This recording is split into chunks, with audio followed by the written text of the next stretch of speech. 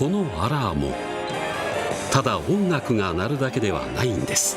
熟悉的马里欧配乐在耳边提醒你该起床了。任天堂推出新款周边商品，居然是颗智慧闹钟。あなたの動きに反応するんです。